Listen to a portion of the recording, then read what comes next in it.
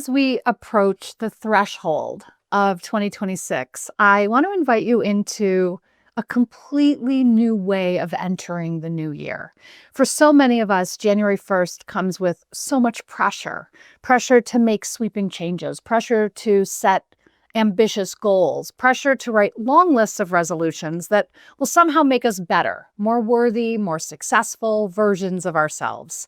But here's the thing. And I think you know this if you've been through enough Januaries, resolutions often feel like punishments.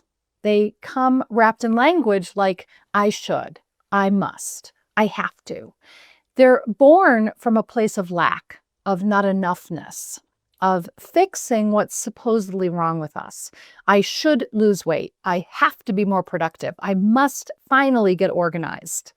And if you're anything like I used to be, you start off strong, you're motivated, you're committed, you're determined that this year will be different, only to feel the guilt creeping in by mid-February when the spark fizzles out, when the motivation wanes, and when real life reasserts itself. And then you end up feeling like you failed again, like there's something wrong with you, like you just don't have the willpower or discipline or commitment. But what if the problem isn't you? What if the problem is the entire framework of resolutions? And what if we try something entirely different? What if you enter 2026 with a gentle yet powerful shift, one that centers joy, not pressure? What if you choose non-negotiables instead of resolutions? Stay with me, because this has the power to change everything. So let's first talk about what non-negotiables actually are, because I think this is where the shift really begins. Non-negotiables are not goals to chase. They're not tasks to complete or boxes to check off. They're not things you do to prove or earn your worth or your rest.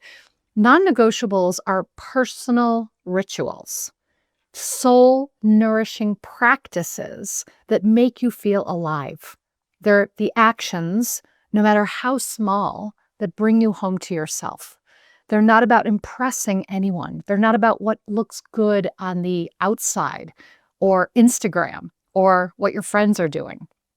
They're about staying connected to what lights you up, what makes you feel grounded, what reminds you of who you really are.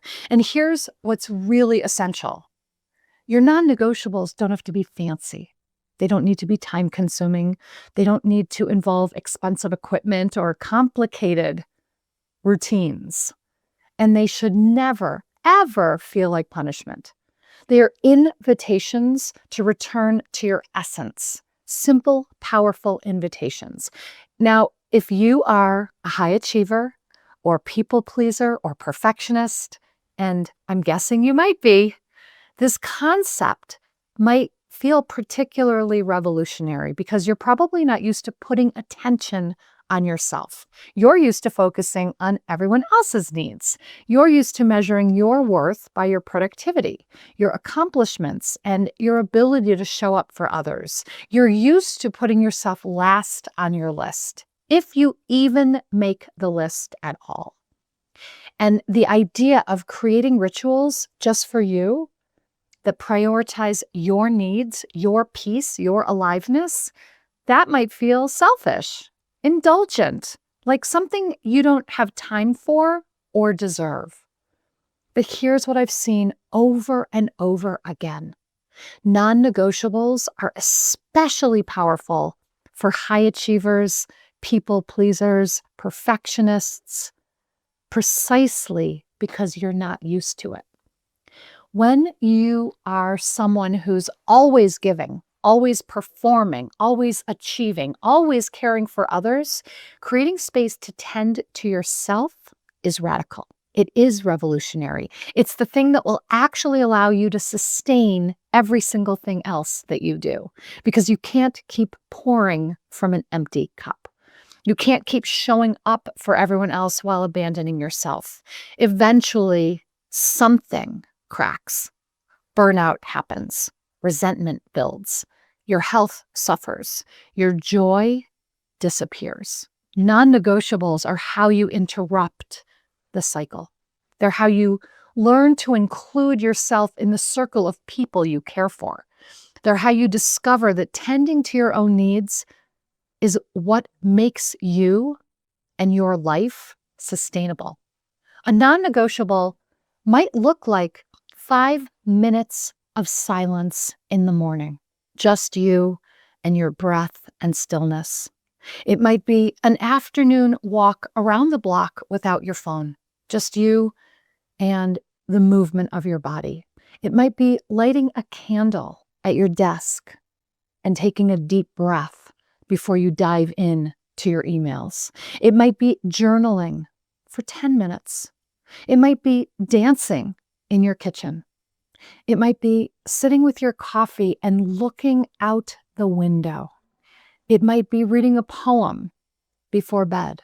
These are moments that belong to you and you alone. They are self-connection rituals that become non-negotiable because they're essential to your well-being, and you continue to show up for these rituals and for yourself. And then they're the foundation that everything else rests on. And here's the beautiful thing. When you honor your non-negotiables, when you actually protect these moments for yourself, everything will become easier. Decision-making becomes clear. Boundaries become more natural. Resentment dissolves because you're no longer running on empty. You're no longer abandoning yourself. You're choosing yourself again and again in these small but powerful ways. And for high achievers and people pleasers and perfectionists, this is what has the impact to rearrange you. Now, before you can fully claim your non-negotiables, there's something essential we need to address. You need to clear what's in the way. What relationships, commitments, or expectations have reached their natural completion, but you're still dragging them along? What can you release lovingly, consciously, with gratitude for what it was, to make space for something truer? And I want to really be clear about something. Letting go doesn't mean you failed. It doesn't mean you're giving up or that you're not committed enough. It means you're evolving. It means you're honoring that what served you in one season may not serve you in the next. And that's not only okay, it's necessary. So before you create your list of non-negotiables, I want you to spend some time asking yourself these questions. Get everything out of your head and onto paper. And then ask yourself, what's one thing I can let go of this week? Just one. One conversation, one decision, one expectation, one obligation that no longer aligns. Every release creates space. And in that space, your non-negotiables can actually take root. So the path to discovering your non-negotiables begins with self-inquiry, with getting quiet enough to hear what your soul actually wants. So I'm going to give you some questions, and I want you to really sit with them. Don't rush to answer. Don't try to come up with the right answer. Just listen. What lights me up? Not what should light me up, not what used to light me up, not what lights everyone else up, but what actually brings me joy, energy, aliveness right now. The next question is, what helps me feel grounded? What practice, what activity, what moment helps me feel like myself when everything else feels chaotic? The next question is, what connects me to who I am beneath the roles and routines, beneath the titles, the responsibilities, the expectations? Who am I? And what helps me remember this? Because non-negotiables help you remember your essence. Not who others expect you to be, not who you think you should be, but who you truly are when no one's watching, when there's nothing to prove, when you're just you. So this is not about creating a list of ideal habits or picture-perfect routines that would look good in a lifestyle magazine. It's about asking what actually feels good. What is sustainable for my real life and not some imaginary version of my life? What feels like it's mine, not borrowed from someone else's journey? When you craft your non-negotiables from this place, from genuine desire, from self-knowledge, from truth, you begin to live in alignment, not obligation. So I'm going to share a little story here with you. Years ago, I went on a silent meditation retreat in Thailand. It was actually exactly 10 years ago. And I was terrified. I had never meditated for more than a few minutes at a time. And here I was signing up for 10 days of silent meditation. But here's what surprised me. We didn't start with hour-long meditations. We began with 5 minutes. 5 minutes of sitting in stillness, 5 minutes of a very specific walking meditation, and then a 20-minute break. And then another round, 5 minutes, and a break. And each day we added a little more time as our capacity expanded. Next day it was 10 minutes, break. And by the end, I was meditating for an hour at a time. An hour sitting, an hour walking, and then a break. An hour sitting, an hour walking, and then a break. That's the magic of the micro. That's the power of starting small. That's why I have, for the past decade, sustained a meditation practice. Every single day, my meditation is a non-negotiable. I wake up in the morning. It's the first thing I do. I meditate and then I journal. I don't wake up and ask myself, do I feel like meditating today? Do I feel like journaling? There's no question. It's just what I do because I've made it a non-negotiable. So again, you don't need to leap into an elaborate new routine. You don't need to overhaul your life on January 1st. You simply need to take one doable step. 5 minutes of meditation, 5 minutes of journaling, one walk around the block at lunch, one quiet cup of coffee or tea in the morning looking out the window instead of looking at your phone. These tiny acts might not seem like much. They might seem almost laughably small, but they are declarations. They say, I matter. They say, I choose presence over performance. They say, I choose me.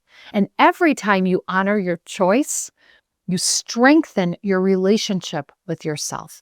You build trust with yourself. You prove to yourself that you're worthy of your own attention, your own care, your own devotion. You don't underestimate the power of small. Small is where sustainable begins. Small is where transformation takes root. Start with 5 minutes and see what becomes possible. So let's get real here for a moment, because I know what you might be thinking. I don't have time for this. My life is already full. My calendar is packed. I'm already barely keeping up. How am I supposed to add one more thing? So here's what I want you to know. You do have time. Not for everything, not for a million new habits, but for what truly matters, you have time. And here's the truth. You don't need to wait until the to-do list is done to give yourself a moment of breath, because the to-do list will never be done. We all know that. There will always be one more thing. We are so good at pushing the goalpost. Your life does not need to be earned. Your rest does not need to be justified. Your joy does not need to wait until you've proven your worth through productivity. You have permission right now, exactly as you are, to choose something that is just for you. And especially if you are used to only doing things for the external validation you're going to receive, doing something just for you allows you to build the muscle of self-validation. Even if it's small, even if it's brief, even if no one else understands it, you have the permission to let go of what drains you. You have permission to reclaim your time and energy. Do you have permission to say no to things that don't align so you can say yes to what does? And now here's what might happen. Guilt might show up. That old familiar voice. Who do you think you are to prioritize yourself? Shouldn't you be doing something more productive? Aren't there more important things to put your energy and focus on? And I want you to hear me. That guilt is just conditioning. It's the voice of old patterns, old beliefs, old stories about your worth. And in fact, guilt in this context is good. It means you're putting attention on yourself. It means you are just a little bit uncomfortable with that. but you're moving in the right direction. So you can acknowledge the guilt, you can see it, you can even thank it for trying to keep you safe in its own misguided way. And then you can choose yourself anyway. Because every time you act from that place of inner knowing, every time you honor your non-negotiables, despite the guilt, despite the resistance, despite the voices saying you don't have time, you reinforce your worth. You prove to yourself that you matter.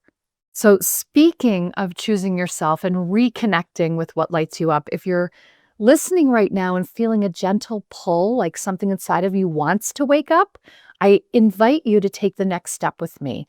I've created a free 5-day experience called Reignite Your Spark to help you reconnect with your energy, your passion, your clarity, your desires, your truth.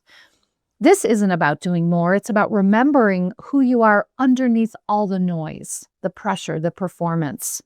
You will get 5 emails from me. You'll get a short video from me in each email. You'll have a downloadable workbook and simple daily practices that take 15 minutes or less. Go to nancylevin.com/spark to begin. Again, that's nancylevin.com/spark, and I'll meet you in your inbox. You don't have to earn your spark back. You don't have to wait until you've completed one more goal. You just have to say yes. And this 5-day experience will show you how. So now let's continue with how to design your 2026 non-negotiables. I'm going to walk you through a simple process here. The first step is to reflect. Ask yourself, what lights me up? What nourishes me? What is missing from my life? Don't rush this. Really listen to what arises. The second step is to simplify. So choose just 1 or 2 practices to begin with. I know the temptation is to create a long list, to be ambitious, to go all in. Resist that urge. Start small. The smaller, the better. One practice that you will actually do is worth more than 10 practices that live only on paper. Step 3 is to anchor. Attach your new ritual to something you already do. This is called habit stacking, and it's incredibly powerful. So if you want to start journaling, do it right when you get up in the morning. If you want to take a mindful walk, do it during your lunch break. If you want to practice gratitude, do it while your coffee is brewing.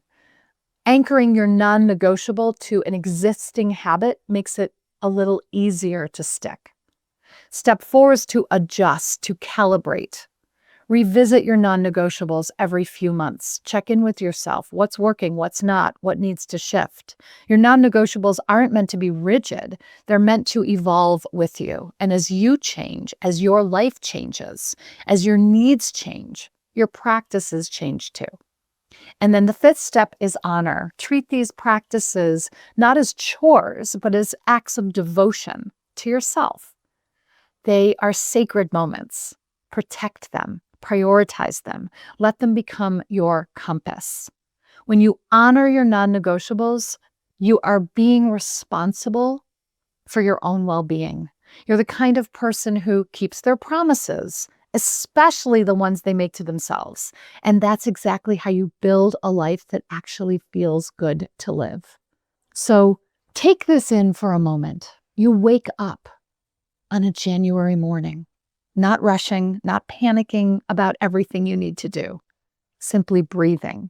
You feel grounded, spacious, lit up from the inside. You're not frantically chasing goals that someone else told you mattered. You're rooted in purpose, connected to yourself, clear about what's important. And each day you return again and again to the ritual that reminds you of who you really are. The 5 minutes of stillness before the world wakes up, the walk at lunch that clears your head, the evening practice of reading a poem that helps you transition from doing to being.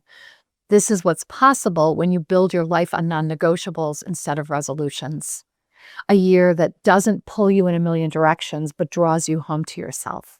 A year of joy, not pressure. Presence, not performance. Alignment, not obligation. A year of choosing you. Not just once, but again and again. day after day. This is available to you right now, today. You don't have to wait until January 1st. You can begin in this very moment.